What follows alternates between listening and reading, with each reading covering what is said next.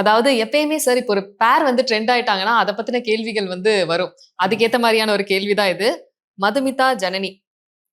So season 1ல வந்து Madhumitha and season 2ல வந்து சக்தியோட பேரா எங்களால அக்செப்ட் பண்ணிக்க முடியல வேற ஒருத்தவங்கள அப்படின்ற மாதிரி ஒரு கமெண்ட் போட்டிருக்காங்க. ஸோ சக்தியுடைய சபரியுடைய மனைவி தான் அதை பத்தி யோசிக்கணும். பரவாயில்ல, ஆடியன்ஸ் யோசிக்கிறாங்க. இல்லை, எனக்கு அப்படியெல்லாம் தோணல. மது பத்தி ரொம்ப நல்லா பொண்ணு.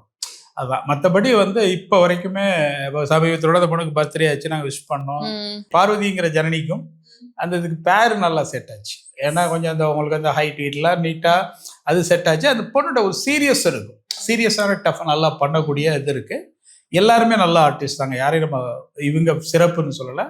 ஃபர்ஸ்ட் பார்ட்டுக்கு மதுமிதா கரெக்ட், செகண்ட் பார்ட்டுக்கு பார்வதி கரெக்ட், அப்படிதான் நான் நினைக்கிறேன். சார் புது குணசேகரன் சார் பட்டையை கலப்புறாரு. அவங்கள பார்க்கும்போது பழைய குணசேகரன் சார் போலவே இருக்கு. ஆனால் பழைய குணசேகரன் சார் வரும்போது ஒரு இருமல் இருக்கும், அது மட்டும் மிஸ் ஆகுது. அது அவங்களுக்கு இருந்த தொந்தரவை சீன்ல வச்சுட்டாங்க. நம்ம என்ன அவர் அப்படிம்பாரு, இவர் அப்படிம்பாரு, இவர் கொஞ்சம் கணைப்பாரு. ஸோ இது ஒரு விஷயம் புரிஞ்சுக்கணும், அவருக்கு இருந்தது இது எல்லாருக்கும் தெரியுமானது இல்லை. அவர் வந்து 2 நாள்ல அவ்வளவு பக்க வசனங்களை பாட்டு பயந்துட்டாரு மாரிமுத்து. ஏன்னா படங்கள்ல ரொம்ப கம்மியான வசனங்கள் இருக்கும்.